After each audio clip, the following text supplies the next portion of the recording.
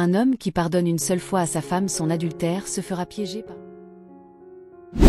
Bonjour et bienvenue sur Citaction, là où les citations prennent vie afin d'inspirer nos actions. Aujourd'hui, nous allons nous plonger dans l'héritage de Nelson Mandela, une figure universelle de courage, de résilience, de justice et de pardon, afin d'y puiser des leçons essentielles pour notre propre chemin. Né le 18 juillet 1918 dans le village de Meso, en Afrique du Sud, et décédé le 5 décembre 2013 à Johannesburg, Nelson Mandela a marqué l'histoire comme avocat, militant anti-apartheid et premier président noir de l'Afrique du Sud démocratique. Surnommé affectueusement Madiba, Mandela a passé 27 ans de sa vie en prison, résistant à la ségrégation et à l'injustice d'un régime oppressif. Malgré cette épreuve, il a choisi de prôner la réconciliation et la paix, plutôt que la vengeance, devenant ainsi un symbole mondial de résilience et de pardon. Lauréat du prix Nobel de la paix en 1993, ces mots résonnent encore aujourd'hui, appelant à la sagesse, à l'espoir et à l'unité. Laissez-vous donc inspirer par les paroles de cet homme extraordinaire, et découvrons comment sa sagesse peut illuminer nos actions et nos pensées. On commence. Il n'y a pas de passion à jouer petit, en se contentant d'une vie inférieure à celle que vous êtes capable de vivre. On ne peut pas être préparé à quelque chose tout en croyant secrètement que cela n'arrivera pas. Lorsque les gens s'élèvent au-dessus des circonstances de leur vie et se servent de leurs problèmes pour s'obliger à se surpasser, ils accèdent à la grandeur. Il ne peut y avoir de plus grand don que celui de donner son temps et son énergie pour aider les autres sans rien attendre en retour. Je ne perds jamais. Soit je gagne, soit j'apprends. La plus grande gloire n'est pas de ne jamais tomber, mais de se relever à chaque chute. Ne me jugez pas par mon succès. Jugez-moi par combien de fois je suis tombé et je me suis relevé. Un gagnant est juste un rêveur qui n'a jamais cédé. J'ai appris que le courage n'était pas l'absence de peur, mais le triomphe sur elle. L'homme courageux n'est pas celui qui n'a pas peur, mais celui qui vainc cette peur. Dirigez par l'arrière, et laissez les autres croire qu'ils sont devant. Un meneur est comme un berger. Il reste derrière le troupeau, laissant les plus agiles partir en avant, sur quoi les autres suivent, sans se rendre compte que tout le long ils sont dirigés par derrière. Blâmer les choses sur le passé ne les rend pas meilleures. La pensée est l'une des armes les plus importantes pour faire face aux problèmes. Vivez comme si personne ne vous regardait et exprimez-vous comme si tout le monde vous écoutait. C'est ce que nous faisons de ce que nous avons, et non ce qu'on nous donne, qui sépare une personne d'une autre. Personne ne naît en haïssant une autre personne à cause de la couleur de sa peau, de son origine ou de sa religion. Les gens doivent apprendre à haïr, et s'ils peuvent apprendre à haïr, on peut leur apprendre à aimer, car l'amour vient plus naturellement au cœur humain que son contraire. J'aime les amis qui ont des esprits indépendants car ils ont tendance à vous faire voir les problèmes sous tous les angles. Je ne pense jamais au temps que j'ai perdu. J'exécute juste un programme parce qu'il est là. C'est tracé pour moi. J'ai pu changer ma vie en sachant que si quelqu'un fait quelque chose de bien pour vous, vous devez réagir. Si vous voulez faire la paix avec votre ennemi, vous devez travailler avec votre ennemi. Puis il devient votre partenaire.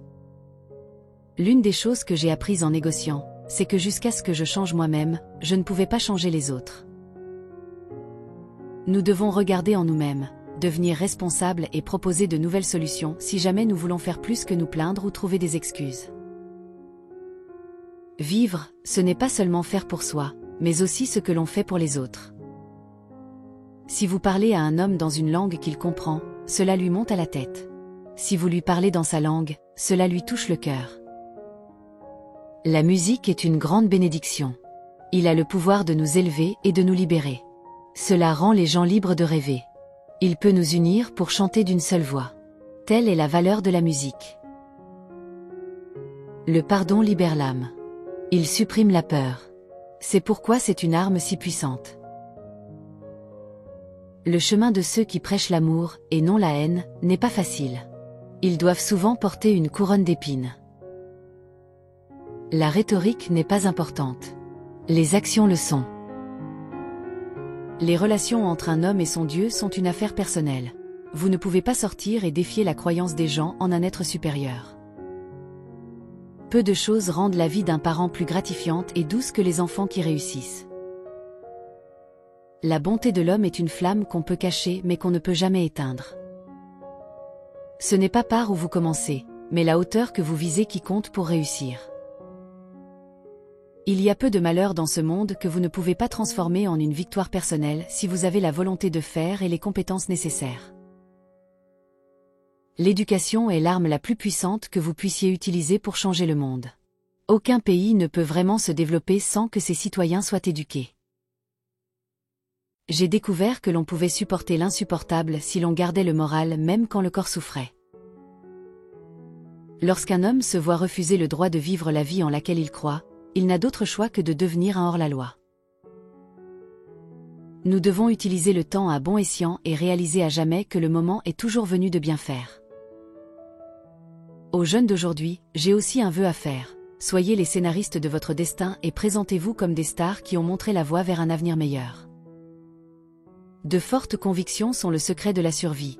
On peut avoir l'esprit plein, même si on a le ventre vide. Nous savons ce qui doit être fait, il ne manque que la volonté de le faire. Si quelqu'un pense que je suis un pacifiste, qu'il vienne prendre mes poulets, et il verra qu'il se trompe.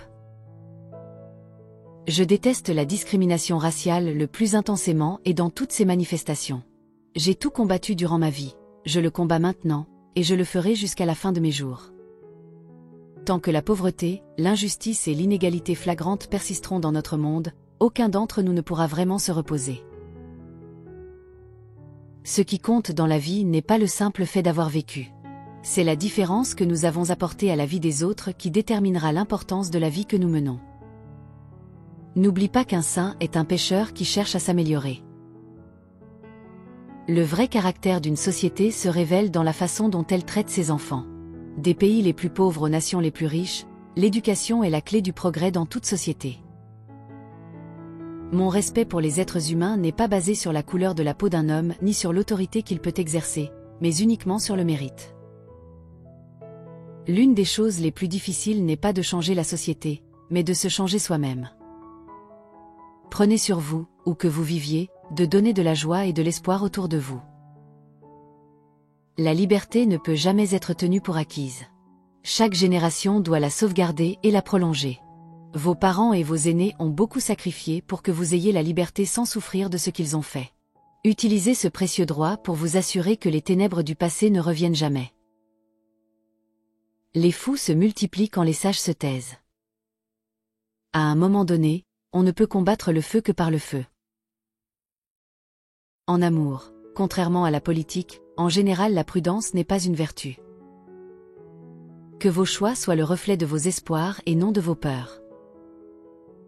L'honneur appartient à ceux qui n'abandonnent jamais la vérité, même lorsque les choses semblent sombres et sinistres, qui essaient encore et encore, qui ne sont jamais découragés par les insultes, l'humiliation et même la défaite. Une tête bien faite et un bon cœur forment toujours une formidable combinaison. Le passé est une riche ressource sur laquelle nous pouvons puiser pour prendre des décisions pour l'avenir, mais il ne dicte pas nos choix. Nous devrions regarder en arrière et sélectionner ce qui est bon et laisser derrière nous ce qui est mauvais. En faisant scintiller notre lumière, nous offrons aux autres la possibilité d'en faire autant. L'honnêteté, la sincérité, la simplicité, l'humilité, la générosité, l'absence de vanité, la capacité à servir les autres, qualités à la portée de toutes les âmes sont les véritables fondations de notre vie spirituelle. Après avoir gravi une grande colline, on constate seulement qu'il y a encore beaucoup de collines à gravir. Les plaies non visibles sont plus douloureuses que celles qui peuvent être traitées par un médecin. Il est très inhabituel de retourner dans un endroit qui a changé d'une manière que vous avez vous-même modifiée. Un homme qui pardonne une seule fois à sa femme son adultère se fera piéger par le cycle de la trahison s'il confond pardon et tolérance. Cette citation aborde une réalité complexe du pardon. Le pardon ne garantit pas toujours un changement chez l'autre. Elle met en lumière une tension fondamentale entre le pardon et la confiance. Pardonner une infidélité est souvent perçu comme un acte noble de générosité, une manière de tourner la page et de permettre à la relation de guérir. Cependant, cette citation semble suggérer ici une mise en garde subtile. Pardonner ne signifie pas ignorer les conséquences des actes de l'autre, ni faire preuve de naïveté. Quand une trahison comme l'adultère survient, Le pardon peut certes apaiser la douleur intérieure et empêcher la rancune de s'installer. Mais la confiance, elle, est une autre affaire. La confiance est comme un vase fragile, une fois brisé, même si on le répare, les fissures restent visibles. Pardonner l'adultère, c'est peut-être recoller les morceaux, mais cela ne signifie pas que le vase retrouvera sa solidité d'origine. Ce que cette citation nous invite à comprendre, c'est que le pardon ne doit pas être synonyme de faiblesse ou d'aveuglement. Il est crucial de pardonner tout en posant des limites claires. Si le pardon devient une porte ouverte à des comportements de trahison, il cesse d'être un acte de force et devient une forme de soumission. Le pardon, dans ce contexte, doit être accompagné de responsabilité. Si l'autre ne reconnaît pas sa faute, ne manifeste pas de volonté sincère de changement, alors pardonner encore devient un acte qui nous affaiblit plutôt que de nous libérer. Cette citation nous rappelle ici que le pardon ne doit jamais être une excuse pour tolérer l'inacceptable. Il y a donc une différence fondamentale entre pardonner et accepter. Pardonner, c'est choisir de ne pas laisser la colère nous détruire. Mais cela ne signifie pas accepter de rester dans une situation toxique ou permettre à l'autre de répéter les mêmes erreurs sans conséquence. Cette citation nous enseigne ici une leçon de sagesse. Le pardon est un acte de libération personnelle, mais la confiance se mérite. Pardonner n'est pas tolérer l'irrespect. Dire « je te pardonne » ne signifie pas dire « je t'excuse ». Se respecter soi-même, c'est parfois savoir dire « je te pardonne, mais je ne peux plus continuer ainsi ». Ainsi, le véritable courage ne réside pas seulement dans la capacité à pardonner, mais aussi dans la force de se protéger des comportements destructeurs. Pardonner, oui, mais sans jamais perdre le respect de soi. Vous obtiendrez plus dans ce monde avec le pardon qu'avec des actes de représailles.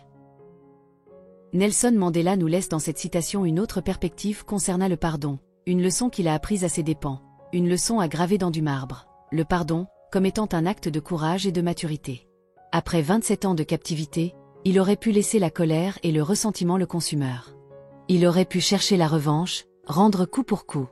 Mais il a choisi une voie bien plus difficile, celle du pardon. Mais attention, pardonner ne veut pas dire oublier. Mandela n'a jamais nié l'injustice dont il a été victime, ni minimisé la souffrance qu'il a endurée. Pardonner, ce n'est pas dire que le mal était acceptable. Ce n'est pas excuser les coupables ou faire comme si rien ne s'était passé. Le pardon, c'est reprendre le contrôle de son histoire en refusant de rester prisonnier de la haine. Quand nous pardonnons, nous ne libérons pas seulement l'autre, nous nous libérons nous-mêmes. La colère et le ressentiment sont comme des chaînes invisibles, ils nous maintiennent prisonniers du passé. Mandela aurait pu rester enfermé dans une prison mentale bien après avoir quitté Robben Island. Mais il a compris et nous enseigne que la vraie liberté commence quand on refuse de laisser la haine dicter nos choix. Le pardon, c'est une décision consciente de ne plus laisser la blessure nous définir. Cela ne veut pas dire que ce qui s'est passé était juste. Cela ne signifie pas que la douleur disparaît comme par magie. Mais c'est choisir de ne plus permettre à cette douleur de nous priver de paix et de bonheur. Mandela disait, « Garder de la rancune, c'est comme boire du poison en espérant que l'autre en mourra. » Alors, que faisons-nous de cette leçon? Chacun de nous porte des blessures. Des trahisons, des injustices, des douleurs profondes. Il est tentant de rester enfermé dans cette souffrance, de laisser la colère nous guider. Mais Mandela nous montre une autre voie, celle de la libération par le pardon. Le pardon est une clé. Mais encore faut-il s'assurer que la porte qu'on ouvre derrière mène à un chemin de respect.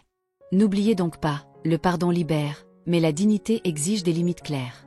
Alors oui, pardonnons, mais jamais au prix de notre respect. Êtes-vous prêt à pardonner sans tolérer l'inacceptable? C'était Citaction, agissez avec sagesse, soyez le changement.